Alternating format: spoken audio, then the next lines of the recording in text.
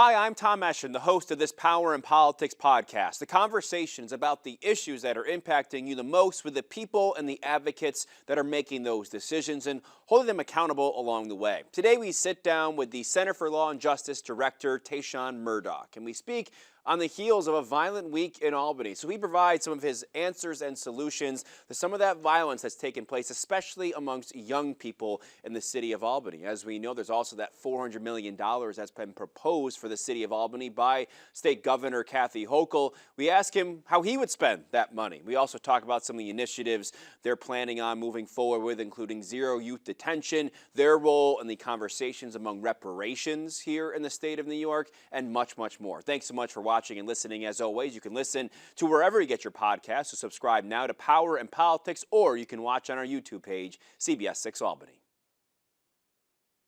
Thank you very much, and Tayshaun joins us now. Thanks so much for coming on with us today.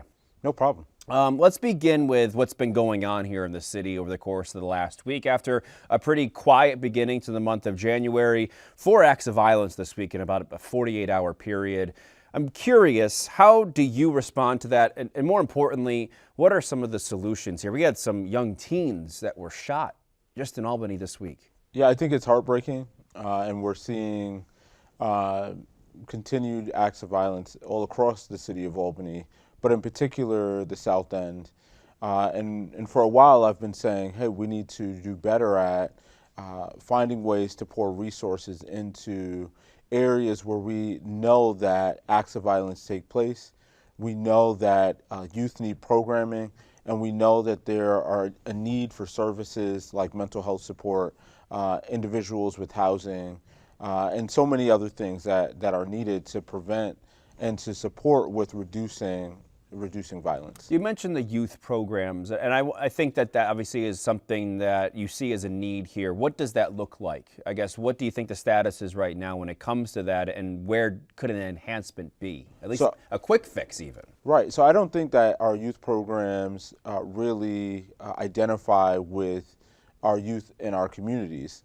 I've been saying this in several meetings that I've been in, that we as adults and programs need to take a minute, step back, and invite youth in and really listen to what their needs are. Because when you listen, then you're able to really identify their needs and then create programming based on what their needs are. But when you don't do that, then we're creating programs that youth don't want to participate in. The other end of that is making sure that individuals who are hired in these organizations and programs look like the kids that they're serving. If they don't look like the kids that they're serving, and the youth cannot relate to those individuals, the youth aren't going to participate. Something else that you've spoken about in the past in the center has talked about sort of the relationship between the law enforcement and the community. Do you think that's heading in the right direction right now, the wrong direction? What direction are we headed in when it comes to that relationship? I think we're at a standstill in the sense of where the Albany Police Department can go as it relates to community policing. As I've said before, I think community policing is some of the answer to that. But I think in years past, we've had individuals within the police department who haven't been committed to community policing. We know that community policing works. If you put police officers in communities, not to police people, but to build relationships, to ensure that people feel like they have a comfortable person to go to, you will see change. But what we see is a police state. We put a police car on the end of the corner and we hope that crime will be deterred by that. But we know that it was done in the past, it's being done in the current, and it's not working. So instead of having the car in the corner, maybe is it an officer on the block or an officer that is there continually to kind of walk around? And is that the idea when you talk about community policing? So I think that's part of it, but I also think that officers should live within the city of Albany. That was something that I heard a few weeks ago, and it is a smart idea. When you live in the neighborhood, you understand the needs of the neighborhood. You meet people, you walk to the store, you walk to the park, your family lives here. And so you have a real reason to build relationships with your neighbors. When you don't live here, you come to work and then you leave at 5 o'clock. I'd imagine then you align a little bit more with Brendan Cox, the interim police chief, than Eric Hawkins, because Brendan Cox has been Mr. Community Policing. That's been his mantra since he started back up here for the first time in a few years. Would that be correct in terms of the previous chief to now, with having Cox and yeah, I mean, I think we're optimistic in hopes that the current chief, Brendan Cox, will move forward with community policing. But what we've also seen in past is that we've had our political leaders and individuals in positions like the chief who have said, hey, I'm for all of these things, and then we see no progress. And so what we're looking for is not only for political leaders and community leaders to say, hey, we understand that these issues are happening, but what now we're looking for is true action. Action that actually makes a difference in the communities that need it most. We're going to get to this after, but I will say that we're going to talk about the hundreds of millions of dollars the state is proposing for the city and how you think that should be spent. But before we could go for the portion that's going to be on our newscast here, I wanted to ask you about Black History Month and what the center has been doing and how the message you want to send and for people to hear. So our message this year is about community empowerment, and so we are showing films throughout Black History Month centered around community empowerment, but also around reminding people of the history that brought us to this place, good and bad. And so we're really excited about that. And this year's film series is, of course, dedicated to Dr. Green. So every film that we're showing, she has a part in some way in each one of those. You talk about history, you talk about community empowerment, and you look at a federal administration that has tried at one point to get rid of the teaching of Tuskegee Airmen as a part of the Air Force, and then also the erasure of the Black History Month, even from some calendars. Does that community empowerment, does that play into sort of addressing and responding to this new federal government? Absolutely, but it also plays into local government right here. My belief is that local government has gotten so used to nonprofit organizations saying the issues of the people, but the people have to be able to come out and say, these are our issues, and we need you to step up to the plate as you either have decided to or been elected to. And so our goal is to say, hey, listen, here is the facts. And we want to educate you so that you can be the group and the people that stand in front of people like the mayor and the police chief and say, hey, listen, I'm not standing for these issues and you need to do better. Before we move on, I did want to ask that message that you want sent. What do you hear at the center? You spoke about the kids being heard, the community being heard. What are you hearing right now? What do the people want? I think people want action. I think sometimes we talk about issues that, to be honest, our community doesn't care about. When you have individuals who are being brutalized by the police department, or you have individuals who are seeking homes because they're homeless, we talk about things that don't matter to them, or we are trying to bolster conversations like repairing sidewalks when we have a numerous number of people who are homeless. And so I think we have to step back and really listen to the needs of the people and understanding what they say their issues are in the community. Let's get to that money. It's, I think, $200 million specifically for the City of Albany that the governor wants to put into the city. If you were able to have a voice here, you do here, where would you put that money? I guess, what do you think should be invested in the city here? Well, I'll start with this. If we say we're going to bring new stadiums and we're going to, build the world in downtown Albany, are we going to be able to do that with the current issues that we have? For example, homelessness. There's a number of people who are homeless and walking the street right now as you and I speak. And the city has said, oh, well, you know what? You got to figure it out. We even in the press conference the other day around violence, there was no real solutions put out to addressing some of these issues.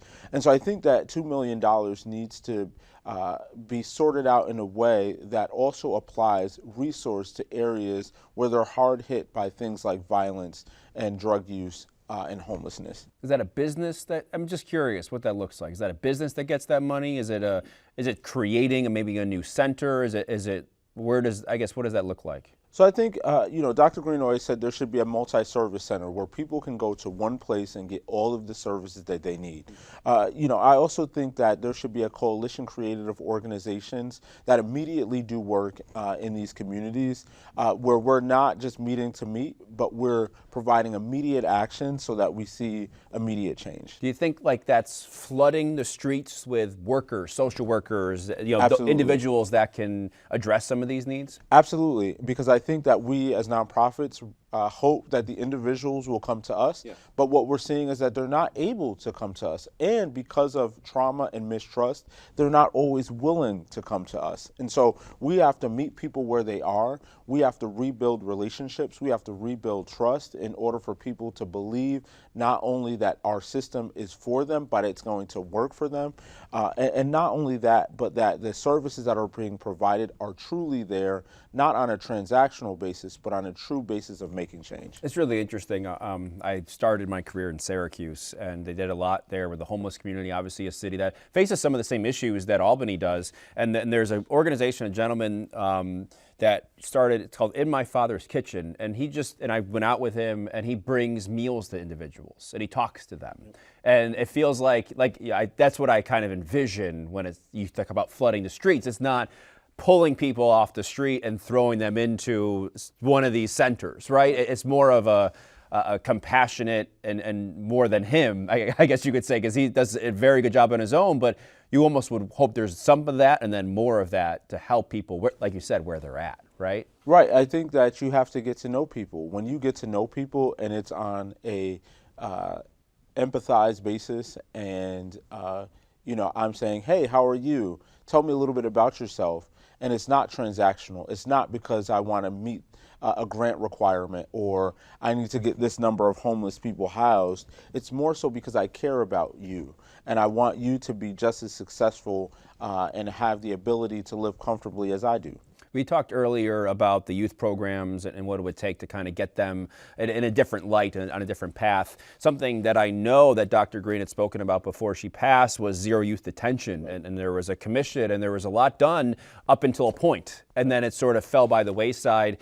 Where are you at when it comes to advocating for zero youth detention, and maybe define that first so the viewers can understand? So zero youth detention is basically the elimination or the prevention of youth entering the criminal justice system at an early age. And so Dr. Green has always talked about that, and that goes right up into eliminating mass incarceration. The truth is that we know that the incarceration of youth don't work or doesn't work. And we know that if proactive services are provided through organizations with individuals who not only relate, but care about the individuals they're serving, we see true change. And so, the position of the center is that probation isn't a deterrent, and nor is it a prevention. Putting someone in a facility up until they're 18 isn't a deterrent or a prevention. What is a prevention is lining youth up with programs that not only align with their needs, but relate to them. Aligning youth with people who actually care about them and want to work with them and want to be around them and don't just judge them because they made a mistake. Who needs to do that? Who needs to line them up with those different avenues? So I think it starts with the community, but I also think that, everyone plays a part. Government plays a part, nonprofits play a part, parents play a part, I and you even play a part. And if we know of youth that need services and support, we can connect those youth with services that work. But it also is on the onus of organizations themselves to ensure that the work that we're doing for youth isn't transactional and that it's about making true change for youth so that we don't have 13 and 14-year-olds in the city of Albany being shot. What are you asking for from the county at this point? Because we talked about there was a report that was sent out, and it's been a few years now since any of that has been really acted on. What should come next year? So I think that the county needs to publicly say, this is what we're doing. And to be honest, if there's areas of support, okay, we understand that. If there's areas where there's funding that is needed, we understand that. But what we don't understand is that you asked for a report to be completed by Dr. Green, and then everything that has been released has been under the table or undercover, which then tells me that maybe we're hiding something or we don't want people to know something. And so, the goal would be for the county to say, hey, here's where we are, here's where we would like to go, and can you help? And then I'm sure that there are organizations and individuals in our county that would be willing to support. If one of these young individuals has an interaction, I guess, with the justice system or law enforcement and is involved in the courts, I guess, what do you think the best scenario is there? Because we had the previous district attorney, David Soros, say time and time again, raise the age is the worst thing ever. You give the kid milk and cookies and a juice box and you let them out back on the street. How do you, I guess, manage those that narrative in the midst of trying to prevent kids from being involved and going to detention centers? Well, I think it's a team approach. You can't create legislation, for example, like raise the age and say, okay, we're going to raise the age without saying, all right, how do we create a coalition of youth partnerships and organizations who can support in providing programs and services to individuals who are released back onto the street so that they can engage in something that's productive. When you have one or the other, when you have one, which is the criminal justice piece, but you don't have the support services so that when the youth is put back out on the street, it's not, of course, going to work. And so, our thought is, hey, let's create programs, or if there are programs already out there, let's bring them together to figure out how we can make a proactive mold. Another issue that's on the table, it's been extended, is the Reparations Commission. What message do you want to send to those individuals? I know this is a process, as we know, but what message do you want to send? I know they're involving communities and centers like yours in this conversation and how they're going to decide what reparations look like in New York. What message do you want to send, and have you been sending? So I think that it's important for the Reparations Commission to listen to the community and what they, number one, feel like reparations looks like for them. And number two, again, what their needs are, because reparations is going to be primarily centered around what the needs of the people are.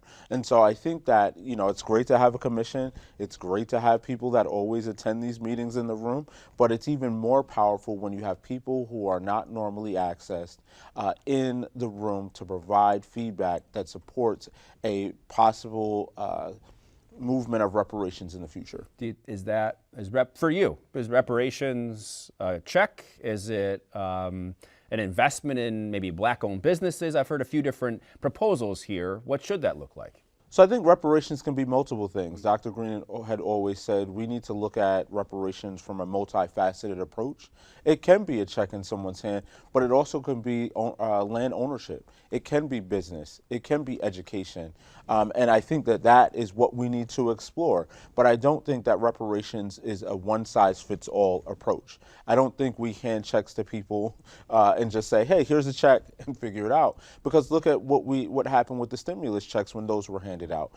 We got those and people, spent them because, hey, listen, I need to feed my family. But if we have multifaceted approaches, things that allow for development and the betterment of black families, then I think it has to be multifaceted. And I do want to I wanted you to touch on this for a second here too, to make sure people know why we're talking about reparations. From your perspective, why do you think reparations are something that is an issue here? So I think it's an issue, number one, because I think people always look at it from a monetary value. Reparations is not about providing people money. It's about what is rightfully deserved by people of color who were prevented from things like land ownership who or their families experienced slavery. And so I think reparations is about returning what's owed and what's due, and an acknowledgement that there was a suffering and trauma of people of color in this country at one point. And I think that, I mean, and still currently. And you go to, I know we have just a couple of minutes left here, but I did want to talk about this in the light of the criminal justice reform that we spoke about last week. Bail reform, discovery. I think a lot of people look at that in a very small vacuum of saying, oh, crime went up, or it didn't go up. There was no statistic that tied bail reform to a rise in crime. But people, I don't think, understand the reason behind bail reform, discovery reform, and what that meant to communities like the ones you serve, right, at the end of the day. I feel like maybe that was misunderstood. If you can just educate our audience as to why you believe criminal justice reform is needed and the long-term impact. Well, criminal justice reform is needed. For example, discovery rules. That was created because we didn't want to see people sitting in jail for long periods of time while attorneys try to figure out especially prosecutors try to figure out whether they had a case or not. Criminal justice reform is all about making sure that people, especially those of color, get a fair shot as it relates to the criminal justice system. Bail reform is the same thing. Someone who goes to a courthouse on a minimal charge and isn't given bail, is that the right way? Is that true justice? Is that fair? Especially when we talk about the levels of crimes and who is given what consequence and how they're given a consequence. I think that's all of the things that we look at when we're talking about criminal justice reform and the equality that our people should get when it comes to being treated fairly in a criminal justice system. Do you think that results in long-term change in a neighborhood 15, 20 years down the road being in a better spot because of the kids that had their father or mother home? Or I guess, how does that translate long-term? Absolutely. As I said to you before, when we split families up because of the criminal justice system and being incarcerated, we see the detrimental effects of that in families. We leave moms and or dads home as single parents or grandparents as single parents. And sometimes for incidences that are not as major as they're made out to be once the person hits court. We see that in child trauma, the lack of parent involvement. So there's so many consequences to an individual being incarcerated for a longer time than they have to be, or being incarcerated in general. Then you talk about when that individual comes home. What services are available to them? Are there any services available to them? What traumas have they faced inside the criminal justice system? And so then you have to try to solve that issue on the back end. So there's so many things that have a detrimental effect when a person is incarcerated. Finally, just briefly on Dr. Green, obviously it's been a few months since she passed. What's it been like without her, and how has her what are you doing to preserve her legacy? So it's been tough, I'll say that for sure, because Dr. Green, number one, had so many profound thoughts about the work that we do, and not only that, but she was a fighter right up until her last day with us. And so our goal is to understand the foundation that she set, to try to preserve that foundation and move that foundation forward. And so, we're going to still continue to educate the community on things that they need to know about. For example, the ZYD task force report. The community needs to have a full understanding of what that means for them and what the effects could be for their children. And so things like that, we want to educate people in the community on, so that they can be the true champion of their issues and their needs. And Dr. Green would say that that's through people power. And so you get people together, a large group of them, you tell them the issue, you support them in the advocacy, and then you help them move forward. How has your life and your experience prepared you to take this role? So I think the biggest thing about Dr. Green and what I've heard from people and what I've seen from her is that she always was willing to help. And I'm the same way. I'm always willing to help. I don't care about the politics. I don't care about the bureaucracy of all the things. The goal is that we are being truly there for people. And if we're not being there for people, then we need to take a step back and reevaluate and figure out how we can be the true drivers of change for people, especially people of color and those individuals who live in marginalized communities. Tayshawn, really appreciate your time. Thanks for coming on. Of course, no problem. Thanks. Thanks for listening. Hit the subscribe button right now so you can stay up to date on these news-making conversations about the issues impacting New Yorkers the most: power and politics.